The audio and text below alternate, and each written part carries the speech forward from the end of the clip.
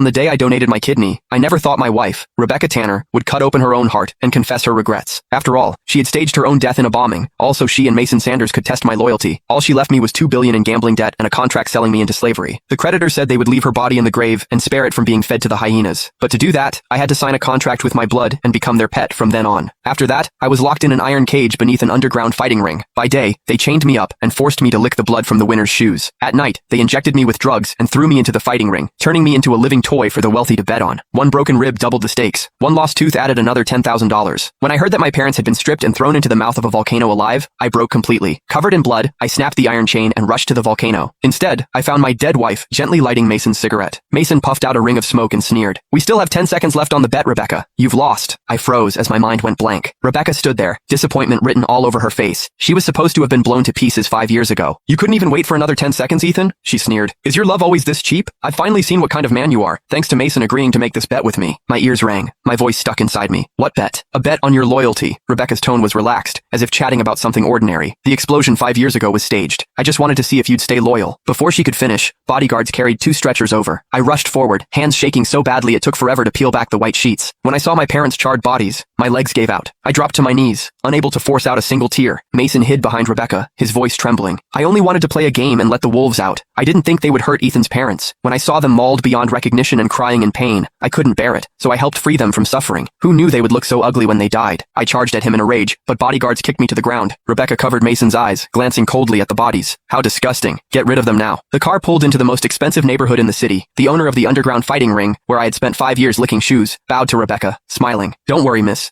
Those 2 old husks have already been thrown into the volcano. Not even ashes are left. Nothing will be traced back to Mason." I turned to run outside, but Rebecca grabbed me. "They've already been burned to ashes. What else do you want? Are you trying to disgust Mason on purpose?" Every drop of blood went cold. I looked at the face I knew so well and no longer recognized. "Did you arrange everything over the past 5 years?" My voice trembled. "Did you kill my parents too?" She pushed me away, taking out a wet wipe to clean her fingers one by one. "It was just a bet. You shouldn't have played if you couldn't handle it. If Mason hadn't taken pity on you, you wouldn't even have the right to stand here." A smile appeared on my face. I laughed until my whole body trembled. Mason whispered, "Has he gone crazy with happiness?" Happiness? Was I supposed to be happy that I took on $2 billion in debt because of her death and sold myself out like a pet? Happy that I broke my ribs 7 times and lost 4 teeth just to pay off the debt from her fake death? Or happy that wolves mauled my parents to death, their bodies burned to nothing, while I had to thank their killers? A sharp pain tore through my chest. I fell to my knees and coughed up a mouthful of blood. Mason recoiled in fear. Rebecca pulled him into her arms, glaring at me. "Ethan, you're still as pathetic as ever." She ordered the bodyguards to drag me to the river and wash the blood from my body. I thought of the medical report I received yesterday. 1 month left to live, at most. I had planned to take my parents back to my hometown once I was free, then find a quiet place to scatter my wife's ashes. There was nothing left. I took the soggy business card from my pocket and made the call. "Does your son still need a kidney? You can have mine."